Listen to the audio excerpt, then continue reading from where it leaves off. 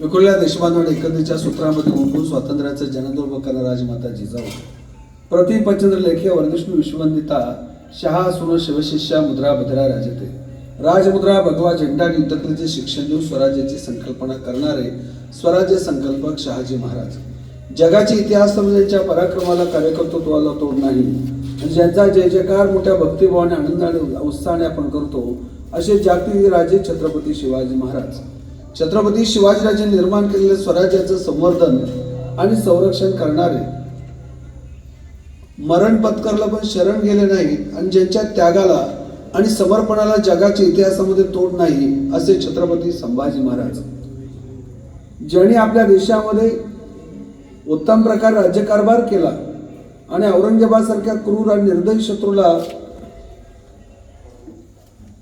सळो की पळो करून सोडलं त्या महाराणी ताराराणी लोकमाता अहिल्यादेवी होळकर ज्यांनी आपल्या देशामध्ये सार्वजनिक मोफत शिक्षणाचा पाया घातला आणि आपल्या अविद्येचं कारण अज्ञानाचं कारण आणि आपल्या अधोगतीचं कारण अविद्येमध्ये शोधून काढणारे महात्मा ज्योतिराव फुले त्यांच्या पाठीशी खंबीरपणे उभ्या राहणाऱ्या सावित्रीबाई फुले ज्यांनी आपल्या देशामध्ये आरक्षणाचा पाया घातला आणि छत्रपती शिवाजीराजांचा अश्वारूढ पुतळा आपल्या देशामध्ये नव्हे तर जगात प्रथमतः उभारला ते राजर्षी छत्रपती शाहू महाराज ज्यांच्या संविधानामुळं आज आपल्याला बोलण्याचं लिहिण्याचं प्रबोधन करण्याचं चिकित्सा करण्याचं मतदान करण्याचं नेता निवडण्याचं स्वातंत्र्य मिळालं आणि असे जागतिक कीर्तीचे विद्वान म्हणजे भारतरत्न डॉक्टर बाबासाहेब आंबेडकर क्रांतीचे नाना पाटील भगतसिंग या सर्व महामानवांना प्रथमतः विनम्र अभिवादन आणि आज एका महामानवाची जयंती आहे ते म्हणजे तथागत गौतम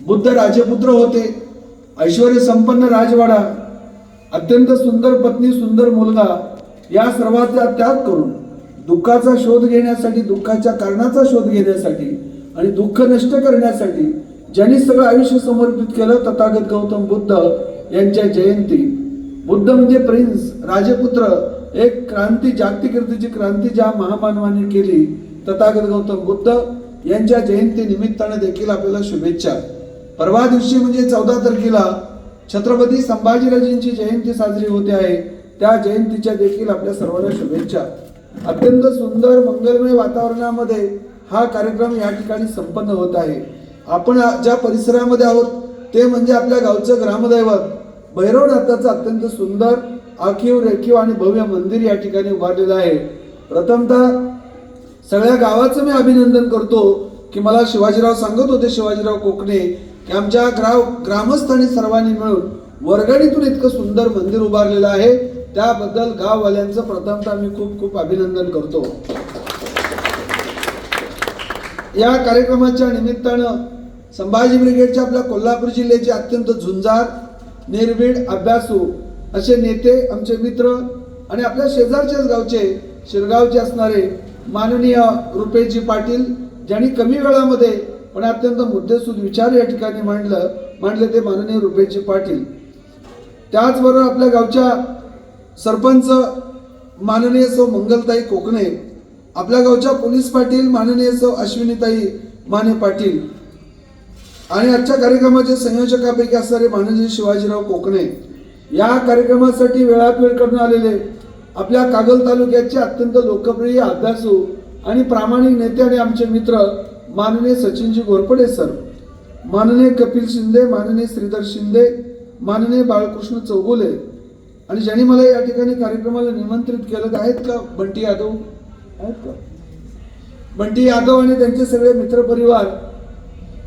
गावातील परिसरातील पंचक्रोशीतून आलेले सगळे मान्यवर मंडळी भावांनो भगिनीनो प्रथमतः आपल्या सर्वांना खूप खूप शुभेच्छा देतो आणि आजचा जो विषय छत्रपती संभाजी महाराज ज्यांची जयंती मोठ्या आनंदाने उत्साहाने आपण परवा साजरी करणार आहोत छत्रपती संभाजीराजेंच्या वाट्याला आयुष्य फक्त 32 वर्षाचं 32 वर्षाच्या आयुष्यामध्ये संभाजीराजेंनी शौर्य गाजवलं पराक्रम केला अत्यंत बुद्धिमान होते विद्वान होते शूर पराक्रमी होते औरंगजेबासारखा जगातील अत्यंत क्रूर निर्दयी पाताळ यंत्री असणारा जो औरंगजेब बादशाह होता त्या औरंगजेबाने संभाजीराजाने 39 दिवस हलाल करून अत्यंत निर्दयपणे ठार मारलं कारण औरंगजेब हा पहिल्यापासूनच अत्यंत क्रूर. सख्या भावाला मारलं, संतांना मारलं, बापाला तुरुंगात डांबलं, बापाचा छळ केला. असा अत्यंत क्रूर आणि निर्दयी त्या काळातील जगातील क्रूर बादशाह म्हणून त्याची ख्याती होती. त्याचा वार्षिक महसूल सुमारे 50 कोटी, 8 लाखाचं सैन्य घेऊन महाराष्ट्रामध्ये उतरला. छत्रपती संभाजीराजांचे एकूण सैन्य सुमारे 1 लाख आणि वार्षिक महसूल फक्त 1 कोटी. अशा जगातील क्रूर बादशाह बरोबर छत्रपती संभाजीराजांनी जी झुंज दिली आणि आपलं स्वराज्य जे छत्रपती शिवाजीराजांनी निर्माण केलेलं होतं, त्या स्वराज्याचं रक्षण करण्यासाठी त्यांनी शेवटी प्राणाचं बलिदान दिलं. त्यामुळे संभाजीराजांच्या त्यागामुळं, बलिदानामुळं आणि समर्पणामुळं आज आपला महाराष्ट्र आणि आपला देश जिवंत आहे, एवढं लक्षात ठेवा. छत्रपती संभाजीराजांना आपण कधी विसरायचं नाही. छत्रपती संभाजीराजांचं जीवन अत्यंत संघर्षाचं जीवन आहे. बालपणापासून त्यांच्या वाट्याला संघर्ष आला. त्यांचा जन्म 14 मे 1657 पुणे जिल्ह्यातील पुरंदर किल्ल्यावरती झाला. त्यांच्या मातोश्रीचं नाव म्हणजे सईबाई. संभाजीराजे 2 वर्षाचे असताना सईबाईचं निधन झालं. वयाच्या 2ऱ्या वर्षी म्हणजे संभाजीराजे जेव्हा 2 वर्षाचे होते तर त्यांच्या मातोश्रीचं निधन झालं. म्हणजे मातोश्रीचा चेहरा देखील संभाजीराजांनी पाहिला नाही. तर छत्रपती संभाजीराजांना वयाच्या 2ऱ्या वर्षी मातृत्वाच्या सुखापासून दूर राहावं लागलं. पण मातेचं झालेलं निधन, अकाली झालेलं निधन, याची उणीव भरून काढण्याचं मोठं काम राजमाता जिजाऊंनी केलं. जिजाऊ म्हणजे दूरदृष्टीच्या राजमाता. छत्रपती शिवाजीराजांसारखा युगपुरुष जिजाऊंनी घडवला. छत्रपती संभाजीराजांची देखील जडणघडण राजमाता जिजाऊंनी केली. तलवार चालवणं, रणांगण गाजवणं, युद्धकलेमध्ये तरबेज करणं, धनुर्विद्या शिकवणं, घोड्यावरती बसणं, गडकोट आणि किल्ले पायदळी घालणं, हे सगळं शिक्षण राजमाता जिजाऊंनी ज्या पद्धतीने शिवरायांना दिलं त्याच पद्धतीने छत्रपती संभाजीराजांना देखील त्यांनी शिक्षण दिलं. म्हणून जिजाऊ हे स्वराज्याचं विद्यापीठ आहे, प्रेरणापीठ आहे, ज्ञानपीठ आहे, संस्कारपीठ आहे. म्हणजे शिवाजीराजे आणि संभाजीराजांचं चालतं बोलतं विद्यापीठ कोण होतं? राजमाता जिजाऊ. जिजाऊ हिंमतवान होत्या, निर्भीड होत्या, कणखर होत्या. ज्यावेळेस अफजल खान छत्रपती शिवाजीराजांना ठार मारण्याच्या उद्देशाने आला त्यावेळेस राजमाता जिजाऊंचं दर्शन घेण्यासाठी शिवाजीराजे राजगडावरती गेले. जिजाऊ काय म्हणतात शिवरायांना? जावा शिवबा, अफजल खानच्या भेटीला तुम्ही जावा. अफजल खान क्रूर आहे, निर्दयी आहे, पाताळयंत्री आहे, त्याच्या भेटीला तुम्ही जावा, तुमचा विजय नक्की आहे. दगाफटका झाला तर शंभू बाळाला गादीवरती बसवेन, मी राज्यकारभार करेन, घ्या तलवार, लढा, मी तुमच्या पाठीशी आहे. त्याला म्हणतात आई. आता सुद्धा घराघरामध्ये शिवबा आणि शंभूराजे जन्माला येतील, पण त्यासाठी गरज आहे अगोदर घराघरामध्ये जिजाऊ निर्माण होण्याची. जिजाऊ लढणाऱ्या होत्या, रडणाऱ्या नव्हत्या. लढणारी माणसं इतिहास निर्माण करतात, रडत बसणारी माणसं आयुष्यात कधी इतिहास निर्माण करू शकत नाहीत. म्हणून जिजाऊंचा इतिहास, शिवरायांचा इतिहास, शंभूराजांचा इतिहास, ताराबाईचा इतिहास हा संघर्षाचा इतिहास आहे, लढण्याचा इतिहास आहे, निर्भीडपणाचा इतिहास आहे, आपला क्रांतिकारक इतिहास आहे. आणि इतिहास कधी विसरायचा नसतो.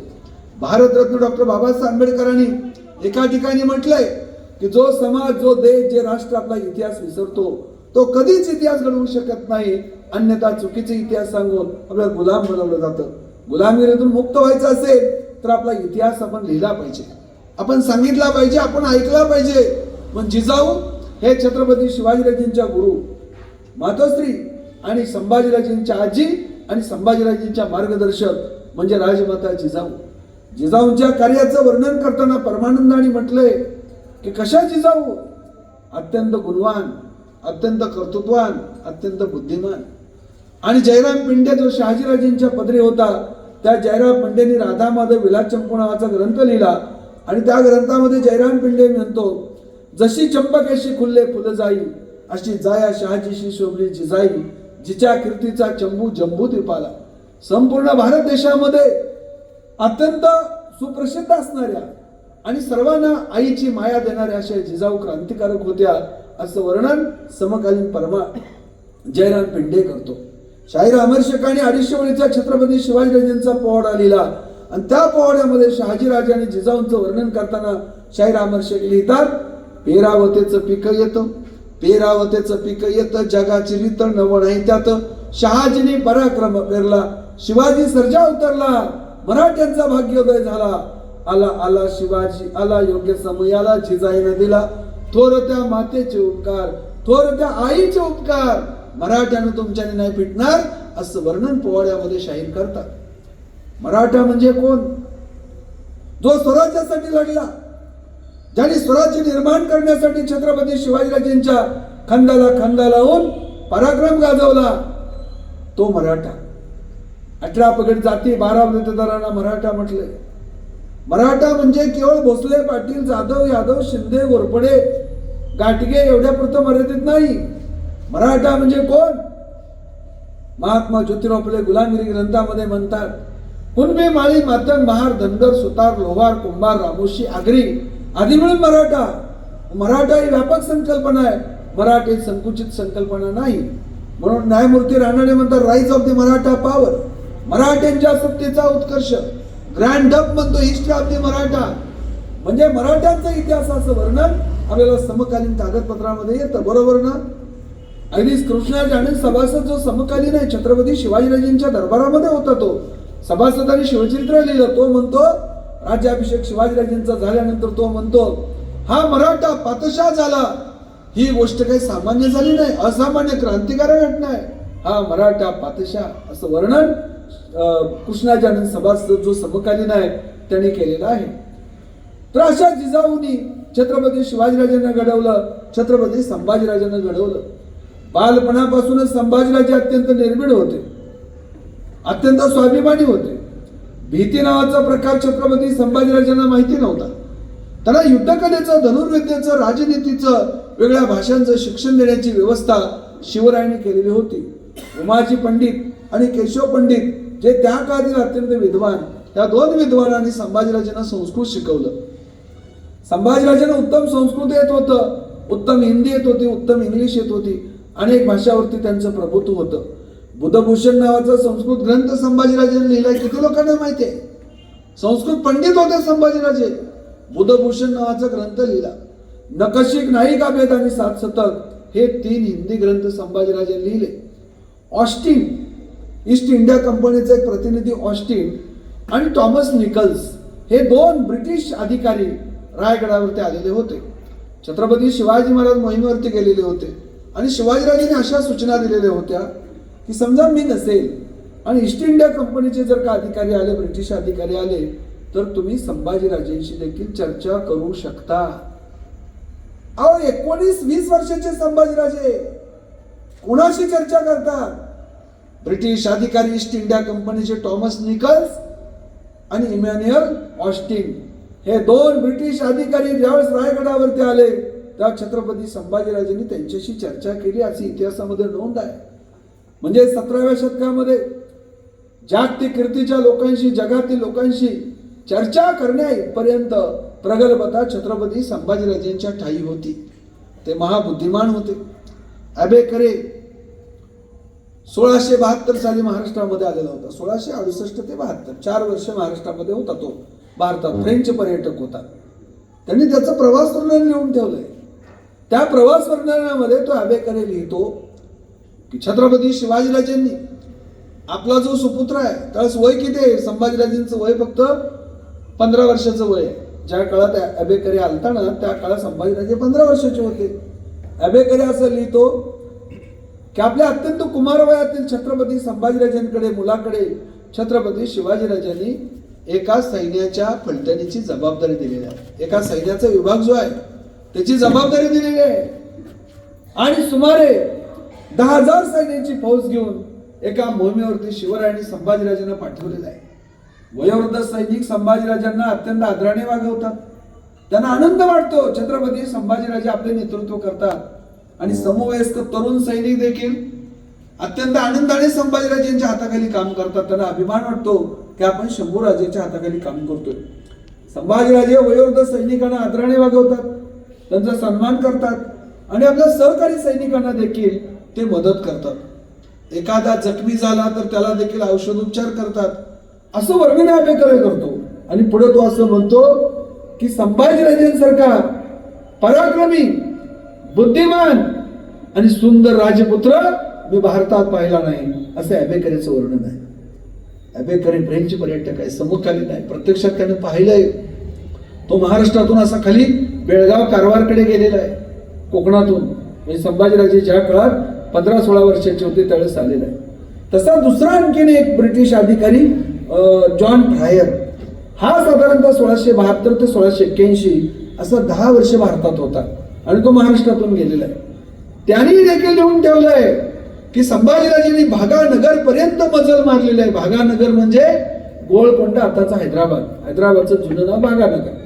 तिथपर्यंत संभाजीराजे गेलेले आहेत. हुबळी, रायबाग आणि भागानगर, गोळकोंडा हा भाग जिंकून त्या आपल्या वडिलांच्या मदतीसाठी फोंड्याकडे गेलेले आहेत.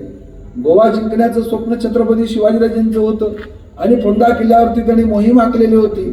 आपल्या वडिलांच्या मदतीला सैन्य घेऊन ते तिथपर्यंत पोहोचलेले आहेत, असं वर्णन जॉन फ्रायर देखील करतो. म्हणजे समकालीन संभाजीराजेंच्या शौर्याचं वर्णन करतात, पराक्रमाचं वर्णन करतात, त्यांच्या नैतिकतेचं वर्णन करतात, त्यांच्या बुद्धिमत्तेचं वर्णन करतात आणि त्यांच्या विद्वत्तेचं देखील वर्णन समकालीन परकीय पर्यटक करतात. संभाजीराजेंच्या राजकारणाची सुरुवात कधी झाली? 23 किल्ले आणि 4 लाख होणांचा मुलूक द्यावा लागला पुरंदर तहाच्या प्रसंगी. दिलेर खान आणि मिर्झाराजे जयसिंग हे स्वराज्य बेचिराग करण्यासाठी दक्षिणेकडे आले. औरंगजेबाने त्यांची नेमणूक केलेली होती. जयसिंग मोठा धूर्त आणि कायबाज होता. दिलेर खान अत्यंत कपटी आणि क्रूर होता. ते संभाजीराजांना शिवरायांचं राज्य बेचिराग करण्यासाठी आले. पुरंदरचा लढाई झाली. मुरारबाजी देशपांडे अत्यंत निकराने लढले. परंतु शिवरायांच्या लक्षात आलं की युद्ध कुठे थांबवायचं आणि कुठे सुरू करायचं यामध्ये शिवाजीराजे अत्यंत निष्णांत होते. अगदी पोर्तुगीजांनी देखील लिहून ठेवलंय की शिवाजीराजे शूर होते, पराक्रमी होते, बुद्धिमान होते. युद्ध कधी सुरू करायचं, कुठं थांबवायचं यामध्ये ते पाश्चिमात्य म्हणजे युरोपियन वॉरियर पेक्षा अधिक निष्णांत आहेत, असं पोर्तुगीजांनी देखील लिहून ठेवलंय. तर ज्या वेळेस 23 किल्ले आणि 4 लाख होणांचा मुलूक मुघलांना द्यावा लागला, जोपर्यंत तहाची पूर्तता होत नाही तोपर्यंत ओलीस कोणाला तरी ठेवावा असं मुघलांनी सांगितलं. ओलीस कोणाला ठेवलं? जिजाऊने आणि छत्रपती शिवाजीराजांनी जामीन म्हणून कोणाला ठेवण्याचा निर्णय घेतला तर छत्रपती संभाजीराजांना. हा तह झाला 1666 ला आणि तेव्हा संभाजीराजांचं वय होतं फक्त 8 वर्षाचं. वयाच्या 8व्या वर्षी स्वराज्य रक्षणासाठी आणि स्वराज्य निर्मितीसाठी मोगलांच्या गोठात जाणारा जगातला सगळ्यात तरुण वॉरियर कोण असेल, सगळ्यात तरुण शूरवीर कोण असेल, सगळ्यात लहान वयाचा शूरवीर कोण असेल तर त्यांचं नाव आहे छत्रपती संभाजीराजे. वयाच्या 8व्या वर्षी. 8 वर्ष वय म्हणजे किती? आता आपण पहिलीच्या वर्गातला जो मुलगा असतो तो 6 वर्षाचा, दुसरीच्या वर्गातला मुलगा असतो 7 वर्षाचा आणि तिसऱ्या वर्गातला मुलगा असतो 8 वर्षाचा.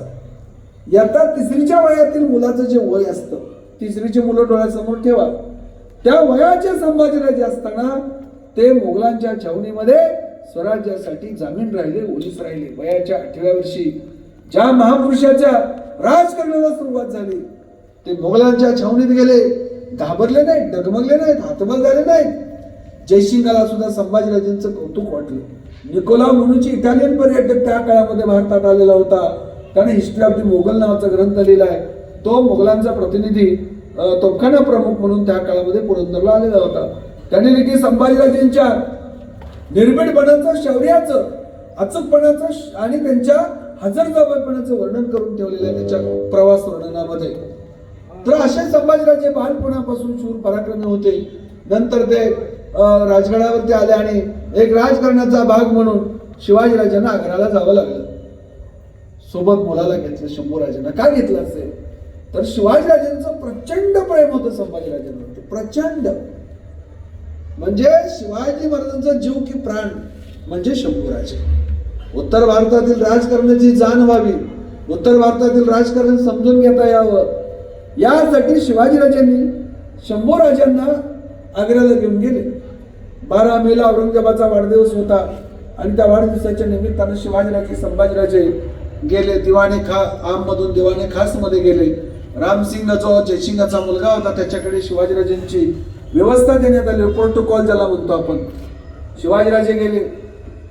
औरंगजेबाला काय भेटवस्तू दिल्या, औरंगजेबाने शिवाजीराजांना काय भेटवस्तू दिल्या, पण औरंगजेबाने जाणीवपूर्वक छत्रपती शिवाजीराजांना मागच्या रांगेत उभं केलं. शिवरायांच्या लक्षात आलं की जाणीवपूर्वक आपल्याला पाठीमागच्या रांगेत उभं केलंय. शिवाजी महाराज किती स्वाभिमानी होते पहा. मागच्या रांगेत उभं केलं, लक्षात आले बरोबर. ते रामसिंगाला म्हणतात, मी इथं थांबणार नाही, तुम्ही जाणीवपूर्वक मला पाठीमागं उभं केलेलं आहे. मी निघालो दरबारातून, तुम्ही मला ठार मारलं तरी चालेल, पण मी माझा अपमान सहन करणार नाही. स्वाभिमान शिकावा, शिवचरित्रातून शिकावा, शंभूराजांच्या चरित्रातून शिकावा. आज आपण पाहतो अनेक नेते, अनेक कार्यकर्ते, आमदार, खासदार, मंत्री आले की लोटांगण घालतात, पाय चाटतात, लाळ गोठतात, दिल्ली दरबारामध्ये जाऊन लोटांगण घालतात. शिवाजीराजे ज्या काळामध्ये म्हणजे 1666 साली आग्र्याला गेले, औरंगजेबाचं सैन्य किती आहे? सुमारे 8 लाखाचं. शिवरायांच्या सोबत मावळे किती? 400-500. त्या काळामध्ये आतासारख्या सुविधा नव्हत्या. लगेच विमानाने गेले, विमानाने आले, मोबाईलवरती संपर्क केला, सोबत भरपूर सैन्य, असं नाही. सैन्य म्हणजे सहकारी मर्यादित आहे. छोटा मुलगा 8 वर्षाचा, 9 वर्षाचा बाळ आहे सोबत, आपला घातपात होईल, ठार मारलं जाईल, याची तमा बाळगली नाही. आपल्या महाराष्ट्राचा, आपल्या हिंदवी स्वराज्याचा, या भूमीचा मान राखला छत्रपती शिवाजीराजांनी. स्वाभिमान दाखवला तिथे जाऊन. त्या औरंगजेबाच्या पुढे नतमस्तक नाही झाले. मी निघालो, मी थांबणार नाही, मला मारलं तरी चालेल, मी माझा अपमान सहन करणार नाही. हे कोण पाहतंय? औरंगजेब समोरून पाहतोय. 8.5 वर्षाचा, 9 वर्षाचा सुपुत्र पाहतोय संभाजीराजे. आपल्या वडिलांचं तेज, आपल्या वडिलांचं शौर्य, आपल्या वडिलांचा स्वाभिमान, आपल्या वडिलांचा निर्भीडपणा उघड्या डोळ्यांनी संभाजीराजेने पाहिला. संभाजीराजे कोणत्या विद्यापीठामध्ये शिकले? संभाजीराजेंचं विद्यापीठ आहे शिवाजी विद्यापीठ. छत्रपती शिवाजी महाराजांच्या सोबत ते शिकले. हे बाळ कडू त्यांना मिळालं शंभूराजांना बालपणापासून. स्वाभिमान, निर्भीडपणा. मुलं कधी निर्भीड होतील? आई बाप निर्भीड असतील तर मुलं निर्भीड होतील. मुलं कधी स्वाभिमानी होतील? आई बाप स्वाभिमानी असतील तर मुलं स्वाभिमानी होतील. मुलं कधी गुणवान होतील? आई बाप गुणवान असतील तर मुलं गुणवान होतील. मुलं कधी संस्कारित होतील? आई वडील सुसंस्कारित असतील तर मुलं सुसंस्कारित होतील. मुलं कधी निर्व्यसनी होतील? बाप निर्व्यसनी असेल तर मुलं सुद्धा निर्व्यसनी होतील. लक्षात ठेवा. बापच दारू पिऊन येत असेल, सिगारेट ओढत असेल, गांजा ओढत असेल, मुलं कशी निर्व्यसनी राहणार? छत्रपती शिवाजीराजे नीतिमान होते, चारित्र्य संपन्न होते. उभ्या आयुष्यात मद्याला स्पर्श केला नाही. शिवाजीराजे संभाजीराजेंना प्रत्यक्ष पाहणाऱ्याने लिहून ठेवलंय, शिवरायांच्या शंभूराजाच्या राज्यामध्ये मद्याला प्रतिष्ठा नव्हती. महाराज जसे निर्व्यसनी होते तसे त्यांचे मावळे निर्व्यसनी होते. निर्व्यसनी माणसाची इतिहास निर्माण करतात. व्यसनी माणूस स्वतःचं कुटुंब देखील उभं करू शकत नाही. लक्षात ठेवा. त्यामुळे जे दारू पितील, गुटखा खातील, तंबाखू खातील ते कावळे, आणि जे निर्व्यसनी असतील ते छत्रपती शिवाजीराजांचे आणि संभाजीराजांचे मावळे. आज आपल्याला कावळे व्हायचं का मावळे व्हायचं ठरवा. आज आपण पाहतो रुपेशजी, या देशातील शाळा, कॉलेज, महाविद्यालयामध्ये, मोठमोठ्या शहरामध्ये, मुंबई, दिल्ली, कलकत्ता, चेन्नई, बेंगलोर, मोठमोठ्या शहरामध्ये अंमली पदार्थाने विळखा घातलाय. चरस, गांजा, कोकेन, अफू, दारू, गुटखा, तंबाखू यामध्ये तरुण पिढी बर्बाद होते आहे. मी पुण्यात राहतो, मी पाहतोय अनेक मुलं मुली अंमली पदार्थाच्या विळख्यात अडकत चाललेले आहेत. राज्यकर्ते आणि काही दलाल स्वतःची घरं भरण्यासाठी अंमली पदार्थाचा व्यापार करतात. अरे तुम्ही उडता पंजाब चित्रपट पाहिला का? पंजाब हा गुरु नानकाचा पंजाब आहे, भगतसिंगाचा पंजाब आहे, लाला लजपतरायचा पंजाब आहे, शूरवीरांचा पंजाब. आज पंजाबची अवस्था काय आहे? अंमली पदार्थाच्या आहारी पंजाब मध्ये तरुण पिढी गेलेली आहे. एकदा जर का अंमली पदार्थाच्या विळख्यात मुलं अडकली, बाहेर पडणं कठीण. ही परिस्थिती या देशातील मोठ्या शहरामध्ये आहे. आपल्या देशाला संपवण्यासाठी कुणी अनुभव टाकायची गरज नाही. चरस, गांजा, अफू, कोकेन, गुटखा अनुभवापेक्षा खतरनाक आहे. पिढ्यानपिढ्या बर्बाद करते. म्हणून आज आपण इतिहासातून काय शिकलं पाहिजे? आज इतिहासातून निर्व्यसनीपणा शिकला पाहिजे. शंभूराजाची शपथ घेऊन शिवरायांची शपथ घेऊन, बुद्धाची शपथ घेऊन आपण ठरवलं पाहिजे की मी दारूला हात लावणार नाही, मी तंबाखूला हात लावणार नाही, मी गुटखा खाणार नाही, मी चरस, गांजा, आपू, कोकेन यापैकी कशाचे सेवन करणार नाही, कारण मी शंभूराजाचा मावळा आहे, मी शिवरायांचा मावळा आहे. ही शपथ आज आपण घेतली पाहिजे. गंभीर बाब आहे. पाकिस्तान सारखे अत्यंत क्रूर, निर्दयी, पाताळेंत्र देश आपल्याला संपवायला बसलेले आहेत. ते जसे हल्ला करतात, माणसं मारतात, हत्या करतात धर्म विचारून, तसंच स्फोट घडवतात, तसंच ते अंमली पदार्थाचा पण व्यापार करतात तरुण पिढी बरबाद करण्यासाठी. लक्षात ठेवा, आपली लढाई इतकी सोपी नाही. म्हणून तरुण पिढी कशी पाहिजे? बलवान पाहिजे, निर्व्यसनी पाहिजे, कणखर पाहिजे, स्वाभिमानी पाहिजे, निर्भीड पाहिजे. अरे आपापसात कशाला वाद करता? हा मराठा, तो हा धनगर, हा मातंग, हा रामोशी, हा आगरी, वाद करू नका तुम्ही. आपण सगळेजण शिवरायांचे मावळे आहेत, लक्षात ठेवा. म्हणून संभाजीराजांनी पाहिलं, आपल्या वडिलांचा स्वाभिमान पाहिला, निर्भीडपणा पाहिला. दरबारातून बाहेर पडल्यानंतर पुढे काय होणार आहे अंदाज नव्हता. औरंगजेब मोठा धूर्त पाताळयंत्री होता. त्याने पाहिलं, त्याने विचार केला, शिवाजीराजांना ठार मारायचं, कैदेत ठेवायचं का वायव्येकडे पाठवायचं? रणअंदाज खानाच्या सोबत वायव्येकडे पाठवायचं आणि तिथं घात करून शिवाजीराजांना मारायचं, असा त्याचा डाव होता. शिवाजीराजांनी सांगितलं, मी जाऊ शकत नाही, मी आजारी आहे. मग शिवरायांना ठेचून मारायचं, भिंतीत चिनून मारायचं, असं सगळे प्रयत्न औरंगजेब करत होता. शिवरायांच्या लक्षात आलं, आपला जीव धोक्यात आहे. आपल्या सोबत आलेल्या सहकार्यांना त्यांनी दक्षिणेकडे जाण्यासाठी परवानगी मागितली. औरंगजेबाने परवानगी दिली. संभाजीराजे मनसबदार असल्यामुळे त्यांना कैद नव्हती. ते मुक्तपणे संपूर्ण आग्रा शहरामधून फिरू शकत होते. आणि अत्यंत ही संधी मिळाल्यामुळे, संधी अधिक प्रयत्नावर गुणवत्ता, लक्षात ठेवा.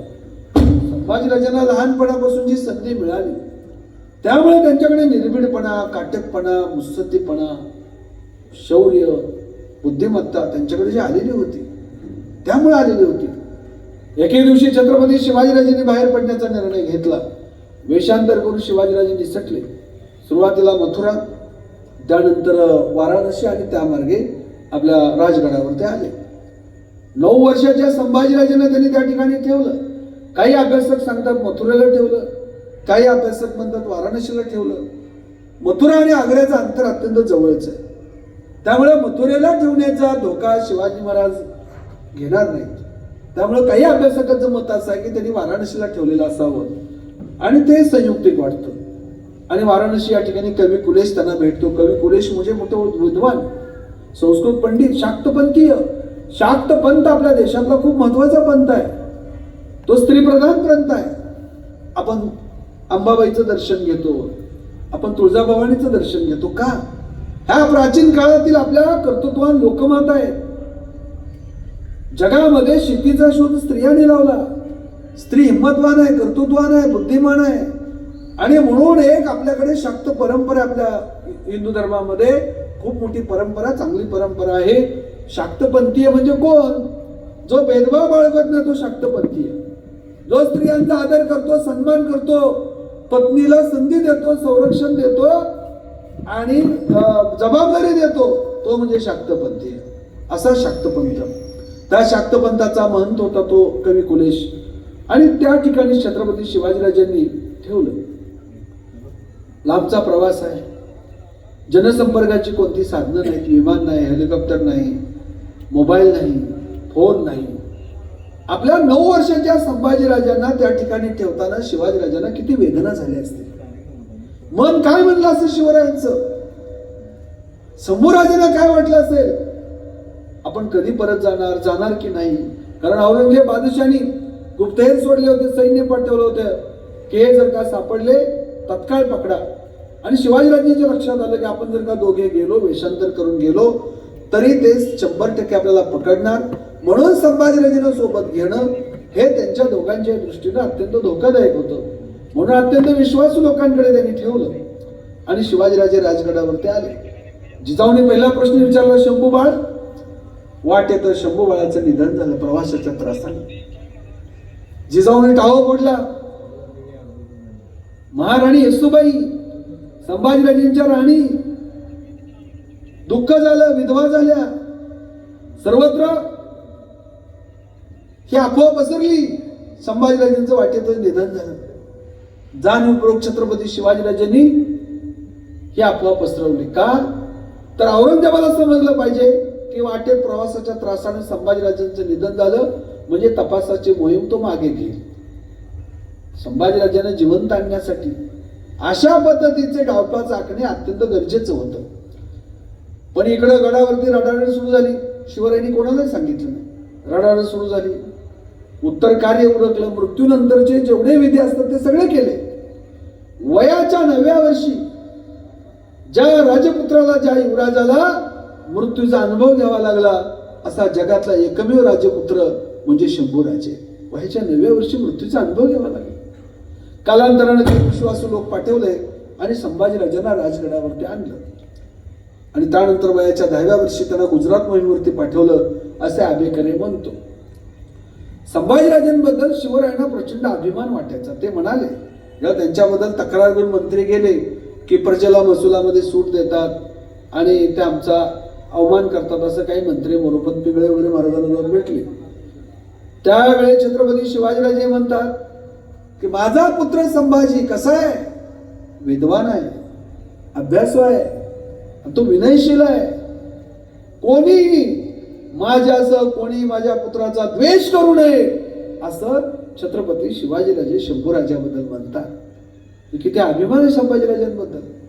संभाजीराजे देखील शिवरायांचा कसा मान ठेवायचे याचं वर्णन येतं. जेव्हा शिवाजीराजे दक्षिण दिग्विजयाला निघाले, रायगडावरती दरबार भरवला. शिवाजीराजे सिंहासनावरती बसलेले आहेत. आता दक्षिण दिग्विजयाला निघायचंय. तर संभाजीराजांना त्यांनी जवळ बोलावलं, सिंहासनावरती शेजारी बसवण्यासाठी बोलावलं. संभाजीराजे जवळ आले, शिवरायांचं दर्शन घेतलं, खाली वाकून नतमस्तक झाले आणि तिथून उठले आणि खाली आसनावरती जाऊन बसले, शेजारी बसले नाही. राजनीतिज्ञ होते, राजनीतीचे अभ्यासक होते. आपण वडिलांच्या शेजारी जोपर्यंत राज्याभिषेक होत नाही तोपर्यंत बसायचं नसतं, ही राजनीती त्यांना माहिती होती. म्हणजे त्यातून त्यांची विनयशीलता दिसते. प्रचंड विनयशील होते, प्रचंड प्रेमळ होते. जसे ते शूर होते, पराक्रमी होते, तसे ते प्रेमळ देखील होते. ते सत्ता पिपासू कधी नव्हते.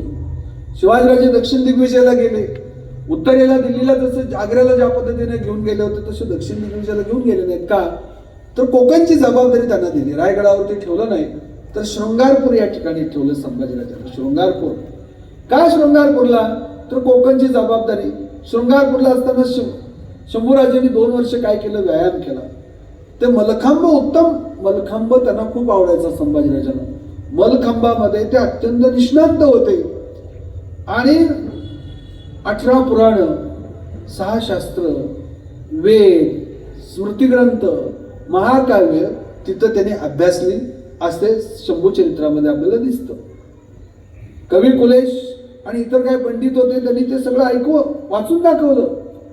आणि संभाजीराजे इतके विद्वान होते ते शास्त्रार्थ करायचे. शास्त्रार्थ, संस्कृत मध्ये एक शब्द आहे शास्त्रार्थ. शास्त्रार्थ म्हणजे काय, ज्याला आपण मराठीमध्ये म्हणतो वादविवाद, त्याला इंग्लिशमध्ये म्हणतो आपण डिबेट. डिबेट म्हणजे वैचारिक चर्चा. डिबेट म्हणजे काय, भांडण मारामारी नव्हे, वादविवाद. वादविवाद म्हणजे हेल्दी डिस्कशन. म्हणजे माझं मत मान्य नसेल तर समोरच्यानी त्या मताचं खंडन करायचं, मला समोरच्याचं मत मान्य नसेल तर मी त्याचं खंडन करायचं. याला म्हणतात शास्त्रार्थ. याला मराठीमध्ये आपण म्हणतो वादविवाद आणि इंग्लिशमध्ये त्याला म्हणतात डिबेट. डिबेट झाला पाहिजे, वादविवाद झाला पाहिजे, पण तो वैचारिक. हेगेल म्हणतो थेसिस, अँटिथेसिस आणि सिंथेसिस. युरोपमध्ये खूप मोठा एक हेगेल नावाचा फिलॉसॉफर होऊन गेला. तो म्हणतो की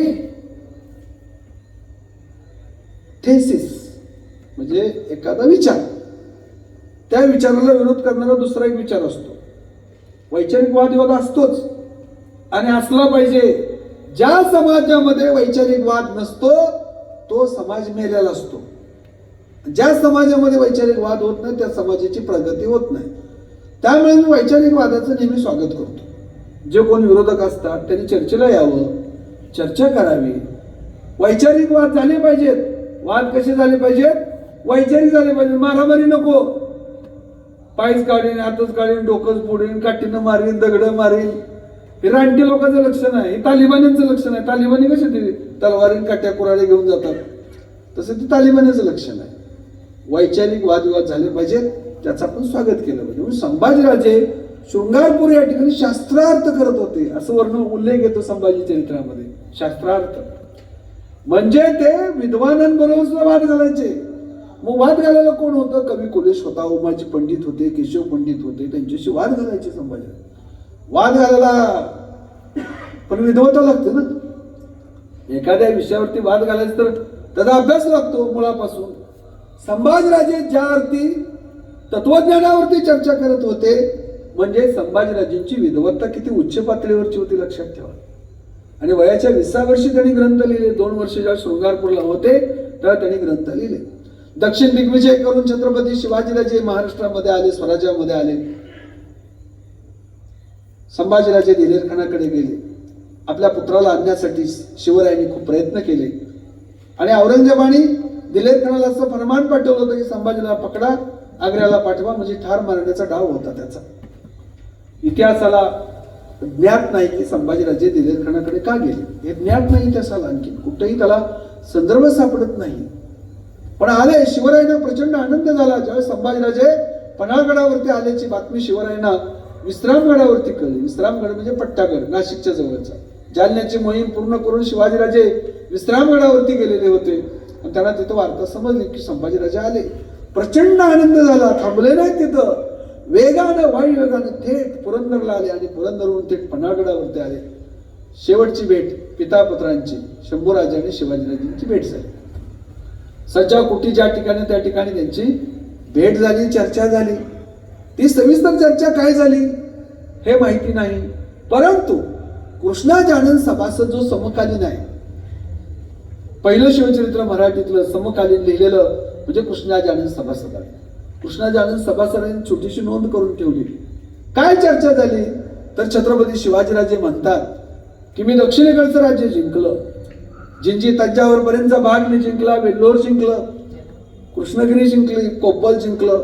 हा सगळा भाग मी जिंकून आलेला आहे दक्षिणेकडचा.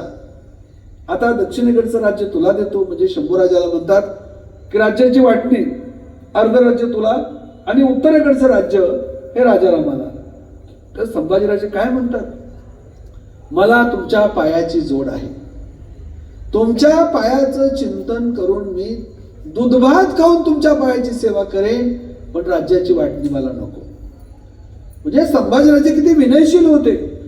ते सत्ता पिपासू नव्हते, सत्तेसाठी हापापलेले नव्हते. राज्य मिळावं आणि आपणच राजा झालं पाहिजे अशी त्यांची मानसिकता नव्हती. मी तुमच्या पायाची सेवा करेन, मरेपर्यंत चिंतन करेन, पण राज्याची वाटणी मला नको. आणि कसं दूधभात खाऊन तुमच्या पायाची सेवा करेन. किती निर्मळ मनाचे संभाजीराजे होते, किती निस्वार्थी संभाजीराजे होते. सत्ता अभिलाषी संभाजीराजे नव्हते. म्हणून शिवरायांना संभाजीराजेंच्या बद्दल प्रचंड अभिमान वाटायचा. 3 एप्रिल 1680 ला छत्रपती शिवाजीराजेंचा मृत्यू झाला आणि मग ती वार्ता समजण्यासाठी संभाजीराजांना उशिरा समजली. हंबीरराव मोहिते संभाजीराजेंच्या सोबत पाठीशी खंबीरपणे उभे राहिले, रायगडावरती गेले, आपल्या सावत्र मातांचा प्रचंड आदर केला. सोयराबाई आणि संभाजीराजे यांच्यामध्ये संघर्ष असल्याचा कोणताही पुरावा नाही. उलट संभाजीराजे काय म्हणतात सोयराबाई बद्दल, स्फटिकाप्रमाणे निर्मळ मनाची आई. आणि राजारामाला तर अत्यंत प्रेमाने सांभाळलं, प्रचंड प्रेमाने. राजारामावरती प्रचंड प्रेम केलं संभाजीराजांनी. संभाजीराजेंची वृत्तीच प्रेमळ होती, कनवाळ होते. ते जसे शूर होते, पराक्रमी होते, बुद्धिमान होते, तसे ते अत्यंत प्रेमळ देखील संभाजीराजे होते. आणि त्यांनी संभाजीराजांनी राजारामाचा इतका सांभाळ केला की पुढे त्यांचे 3 विवाह संभाजीराजांनी लावून दिलं. पहिला विवाह 15 मार्च 1680 ला प्रतापराव गुजरांची कन्या जानकीबाई यांच्याबरोबर झाला होता, शिवरायांनी लावून दिला. आणि शिवरायांच्या मृत्यूनंतर राजारामाचे पुढे 3 विवाह, कागलकर घाटगे घराण्यातील, एक खानविलकर घराण्यातील आणि एक मोहिते घराण्यातील, म्हणजे हंबीरराव मोहितेंच्या कन्या ताराबाई, असा 3 विवाह पुढे संभाजीराजांनी राजाराम महाराजांचे लावून दिले. आपल्या सावत्र मातांना अत्यंत आदराने वागवलं, राजाराम महाराजांना अत्यंत प्रेमाने त्यांनी सांभाळलं. शिवरायांच्या मृत्यूनंतर औरंगजेब बादशाला वाटलं की आपण हे स्वराज्य सहज जिंकू शकू. सुमारे 8 लाखाची फौज, 50 कोटी वार्षिक महसूल आणि असा क्रूर आणि निर्दयी बादशाह दक्षिणेकडे उतरला. शिवकाळामध्ये औरंगजेब बादशाह स्वतः महाराष्ट्रामध्ये आला नव्हता, स्वराज्यामध्ये आला नव्हता, पण संभाजीराजेंच्या काळामध्ये तो महाराष्ट्रामध्ये उतरला. औरंगजेबाचा मुलगा शहाजादा अकबर बापाविरुद्ध बंड करून राजस्थानमधून दक्षिणेकडे पळाला. त्याला आश्रय संभाजीराजाने दिला, पण संभाजीराजे त्याला लगेच भेटले नाही. कारण संभाजीराजाला वाटायचं की औरंगजेब आणि त्याच्या पिता पुत्राचा काहीतरी बेपणाव असला पाहिजे, आणि म्हणून त्याला सावधपणे संभाजीराजे भेटले. आणि पुढे तो इराणमध्ये गेला आणि तिकडे त्याचं निधन झालं. तो संभाजीराजेंच्या सोबत होता, पण तो इराणला गेला. छत्रपती संभाजीराजेंच्या वरती आलेलं संकट किती भयानक होतं लक्षात ठेवा. औरंगजेब बादशाह स्वतः उतरला. तो कसा होता? त्याचं राज्य आताच्या इराण पासून ते बांगलादेश आणि नेपाळ पासून दक्षिणेपर्यंत होतं. एवढं मोठं राज्य होतं. त्याचा वार्षिक महसूल सुमारे 50 कोटी. छत्रपतींचा वार्षिक महसूल 1 कोटी. त्याचं सैन्य 8 लाख. छत्रपतींचं सैन्य 1 लाख. उत्तरेकडचे शरण गेले लोक, पण महाराष्ट्रातले मराठे निर्भीडपणे शेवटपर्यंत लढले. चटणी भाकर खाल्ली, घोड्यावरती झोपले, दर्याखोऱ्यातून फिरले, पण शरण गेले नाही. हा आपला इतिहास लढाईचा इतिहास आहे, संघर्षाचा इतिहास आहे. आपला मराठ्यांचा इतिहास हा तडजोडीचा इतिहास नाही, लक्षात ठेवा. मराठ्यांचा म्हणजे विशिष्ट जातीचा समजू नका. आपल्या सगळ्यांचा इतिहास हा संघर्षाचा इतिहास आहे, लढण्याचा इतिहास आहे. आपला इतिहास काय तडजोडीचा इतिहास नाही, लक्षात ठेवा. औरंगजेब बादशाह उतरला. बऱ्हाणपूर संभाजीराजेंनी लुटलं. जंजिराचा किल्ला जिंकण्याचं स्वप्न संभाजीराजेंचं होतं. त्या सिद्धीला जरीस आणलं. शिवाजीराजे म्हणायचे, सिद्धी कसा जंजिऱ्याचा, जसा घरामध्ये उंदीर तसा स्वराज्याचा शत्रू म्हणजे सिद्धी आहे जंजिऱ्याचा. जंजिरा किल्ला जिंकण्यासाठी संभाजीराजेंनी प्रयत्न केले. गोवा जिंकण्याचं संभाजीराजेंचं स्वप्न होतं. मांडवी नदीमध्ये घोडा घालून गोवा जिंकायचा आणि त्या पोर्तुगीजांना पळवून लावायचं, हे अशी महत्वाकांक्षा संभाजीराजेंची होती. उत्तरेकडून मोगल आलेले आहेत, दक्षिणेकडून गोव्याकडे पोर्तुगीज आहेत, जिंजे आहे, अंतर्गत शत्रू आहेत.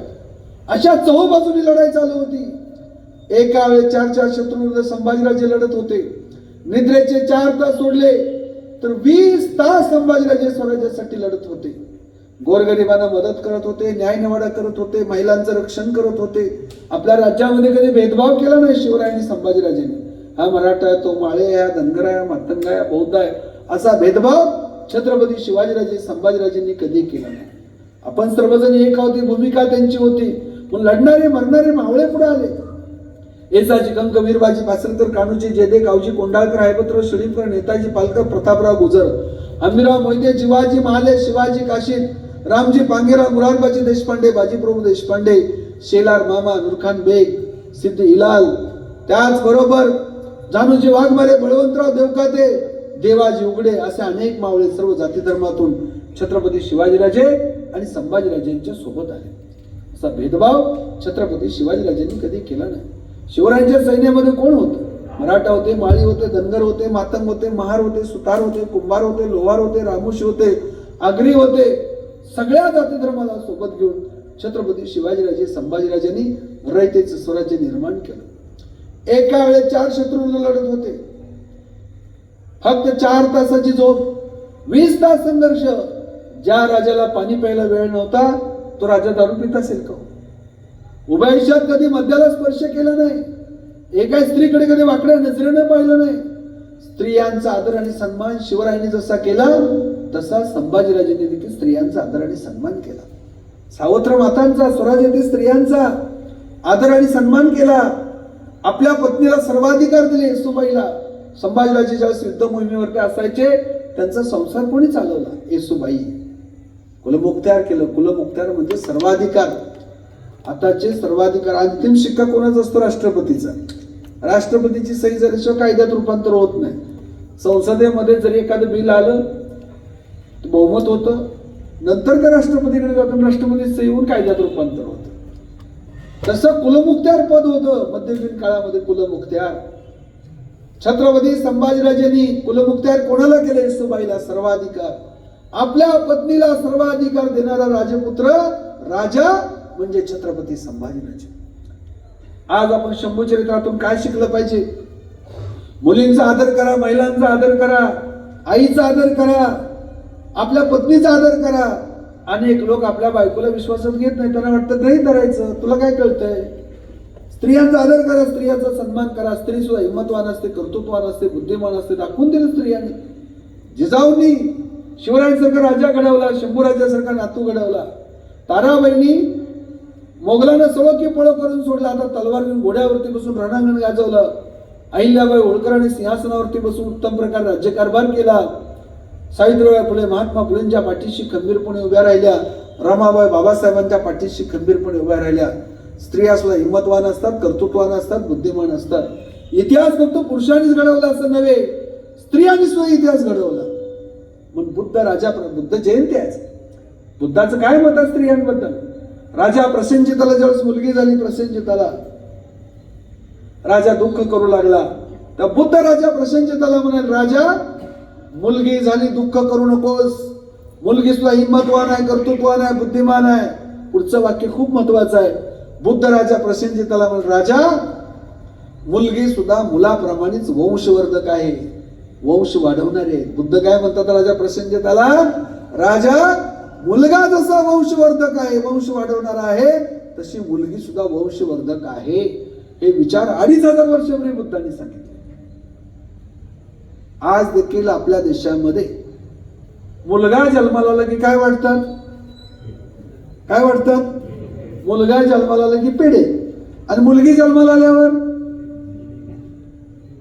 काय वाटतं? जिलेबी. का? मुलगा वंशाचा दिवा, मुलगी वंशाचा दिवा नाही का? आहे का नाही? मुलगी वंशाचा दिवा आहे का नाही? आहे. कल्पना करा, आपल्याला आई नसते, आपला जन्म झाला असता का? कल्पना करा, जगामध्ये 100% पुरुषच आहेत, 100% मुलं आहेत जगात, एकही मुलगी नाही. वंश वाढेल का? मुलाचं लग्न काय माकडावर करायचं का? व्हॅलेंटाईन डेला शुभेच्छा काही गाडवायला द्यायच्यात का? मुलगा जसा वंशाचा देवा असतो, तशी मुलगी सुद्धा वंशाचा देवा असते. मुलगी सुद्धा हिंमतवान आहे, कर्तृत्ववान आहे, बुद्धिमान आहे. अरे आपली भारतीय संस्कृती महिलांचा आदर करणारी आहे, महिलांचा सन्मान करणारे आहे, महिलांना संधी देणारे आहे, महिलांना शिक्षण देणारे आहे. धर्माच्या नावाखाली महिलांना कोंडून ठेवणारी आपली संस्कृती नाही. शिवरायांनी सुद्धा सुनांना तलवार चालवण्याचं, घोड्यावर बसण्याचं स्वातंत्र्य दिलं. संभाजीराजांनी दिलं, राजाराम महाराजांनी ते स्वातंत्र्य दिलं. आपली संस्कृती महिलांचा आदर आणि सन्मान करणार आहे. मग मुलींचा आदर करा, मुलींचा सन्मान करा, मुलींना शिक्षण द्या. या ठिकाणी आपल्या तालुक्याचे लोकप्रिय युवा नेते आणि माझे मित्र माननीय सचिनजी घोरपडे, सरकार आहेत ते घोरपडे. त्यांना किती मुलं आहेत माहिती आहे का तुम्हाला? किती मुलं आहेत त्यांना? एक मुलगी, एका मुलीवर ऑपरेशन केलंय. मुलीला वंशाचा दिवा मानणाऱ्या माणसाचं अभिनंदन केलं पाहिजे, कौतुक केलं पाहिजे. म्हणजे मुलगा पण पाहिजेच, पण मुलगी पण पाहिजे. मुलगी झाली दुःख करू नका, टेन्शन घेऊ नका. म्हणून शिवाजीराजे, संभाजीराजांनी स्त्रियांचा आदर केला, स्त्रियांचा सन्मान केला. शत्रूच्या स्त्रियांचा देखील आदर करा, ही आपली संस्कृती आहे. विरोधकाची आई असेल, बहीण असेल, पत्नी असेल, मुलगी असेल, तिचा आदर करा, तिचा सन्मान करा, तिला संधी द्या. बुद्धाने ती दिली. शिवरायांनी, संभाजीराजांनी भेदभाव केला नाही, सर्व माणसं समान आहेत. कारण तुकाराम महाराजांनी सांगितलं होतं, या रे लहान तुरे अति बलती नारी नरा भेदा भेद भ्रम अमंगळ मुंगी आणि राव आम सरकाचं जीव सोने आणि माती आम समान चित्ते सर्वांची एकची विनंती एकेचे भिन्ना भिन्न भेदभाव बाळगणं चुकीचं आहे. बुद्ध देखील समतावादी आहे. बुद्धांनी वर्णव्यवस्था नाकारली. बुद्ध म्हणाले, बुद्ध एका ठिकाणी म्हणतात, अरे प्राण्यात जातेत, पक्ष्यात जातेत, वनस्पतीत जातेत, माणसात मला जाते दाखवा. प्राण्यामध्ये हत्ती आहे, घोडा आहे, उंट आहे. वनस्पतीमध्ये आंबा आहे, नारळ आहे, चिंच आहे. पक्षामध्ये चिमणी आहे, पोपट आहे, मोर आहे. प्राण्यात जातेत, पक्ष्यात जातेत, वनस्पतीत जातेत, माणसात मला जाते दाखवा. आहेत का माणसात जाती? मी तुमची कोणाची जात सांगू शकतो का? नाही. का तुम्ही नवीन गावात गेला तर कोणाची जात सांगू शकाल का? नाही. जाती मानसिक आहे, जाती काल्पनिक आहे. इथून तिथून सर्व माणसं समान आहेत. सर्वांना 2 हात, 2 पाय, 2 डोळे, 2 कान, सर्वांचं डोकं एकच, सर्वांचं रक्त लाल आहे का? कोणाचं पिवळं, निळं, हिरवं, भगवं आहे का? सर्वांना श्वसनासाठी ऑक्सिजन लागतो. ही आपली परंपरा आहे. बुद्ध म्हणाले प्राण्यात जाती, पक्षात जाती, वनस्पती जाती, माणसात मला जाती दाखवा. शिवाजीराजे संभाजीराजेंनी भेदभाव केला नाही. ही आपली परंपरा आहे. मग स्त्रियांचा आदर केला पाहिजे, सन्मान केला पाहिजे, हे छत्रपती संभाजीराजेंचं सूत्र होतं आणि तो केला. संभाजीराजे बुद्धिप्रामाण्यवादी होते, विज्ञानवादी होते. त्यांनी बुद्धभूषण मध्ये म्हटलंय, जे प्रयत्नवादी असतात ते पुरुष सिंह असतात, आणि जे नशिबावर विश्वास ठेवतात, माझ्या नशिबात असेल तर मिळेल, ते काय म्हणतात संभाजी, इति का पुरुषा वदंती उद्धवेन पुरुषेति दक्षिणम दैवम का प्रधान इति का पुरुषा वदंती, असा एक श्लोक आहे बुद्धभूषण मध्ये. म्हणजे जे प्रयत्नावर विश्वास ठेवतात, कर्तृत्वावर विश्वास ठेवतात ते पुरुष सिंह, आणि जे नशिबावर विश्वास ठेवतात, माझ्या नशिबात असेल तर मिळेल, नशिबात असेल तर होईल, असे नशीबवादी जे असतात त्याला संभाजीराजे म्हणतात इति का पुरुषा वदंती. म्हणजे किती रॅशनल होते संभाजीराजे, बुद्धिप्रामाण्यवादी होते, विज्ञानवादी होते. शिवाजीराजे संभाजीराजेंनी कधी भविष्य पाहिलं नाही, कधी पंचांग पाहिलं नाही, कधी मुहूर्त पाहिला नाही. त्यांच्या अनेक लढाया अमावस्याच्या रात्री होत्या. आज हिंमत आहे का कोणाच्या अमावस्या दिवशी गृहप्रवेश करायची, अमावस्या दिवशी लग्न करणार नाही. पण शिवाजीराजेंनी अमावस्या, पौर्णिमा, शुभ अशुभ असला भेदभाव बाळगला नाही. विज्ञानवादी होते ते, विज्ञानवादी. परंपरेचा अभिमान होता, अंधश्रद्धेला विरोध केला. शिवाजीराजेंची जीवनातील एक घटना आहे. शिवाजीराजांना 24 फेब्रुवारी 1670 सोयराबाईच्या पुटी राजाराम नावाचा मुलगा झाला. मुलाचा जन्म पालता झाला. काही लोक आले आणि म्हणाले, महाराज मुलाचा जन्म पालता झाला, अपशकुनाने शांती करा, यज्ञ करा. शिवरायांनी सांगितलं अजिबात नाही. ज्या अर्थी माझा मुलगा पालता जन्मला, त्या अर्थी तो दिल्लीची पातशाही पालती घातल्याशिवाय राहणार नाही. हे उद्गार छत्रपती शिवाजीराजांनी काढले आणि पुढे लिहून ठेवलंय. शिवरायांच्या सोबत असणाऱ्या कृष्णाजी आणि सभासदांनी लिहून ठेवलंय. म्हणजे विज्ञानवादी, प्रागतिक विचाराचे छत्रपती शिवाजीराजे आणि संभाजीराजे होते. त्यांना विज्ञानवादी होते, पण आपल्या परंपरेचा त्यांना अभिमान होता. ज्योतिबा, खंडोबा, भैरोबा, मसोबा, तुळजापूरची भवानी, पंढरीचा पांडुरंग आणि महादेव हे आपली दैवत आहे, ती आपले लोकदेव आहे. त्यांच्या प्रती त्यांना प्रचंड आदर होता. हर हर महादेव ही त्यांची घोषणा होती. भवानी मातेचे ते भक्त होते. आणि शिवाजीराजेंनी प्रतापगडावरती भवानी मातेचं मंदिर बांधलं, रायगडावरती जगदीश्वराचं मंदिर बांधलं. कारण जगदीश्वर म्हणजे शंकर महादेव आपला आद्य महापुरुष आहे. तुळजाभवानी कर्तृत्वान स्त्री राज्याची महाराणी होती. तर आपली परंपरा स्त्रियांचा आदर करणारी, सन्मान करणारी आहे.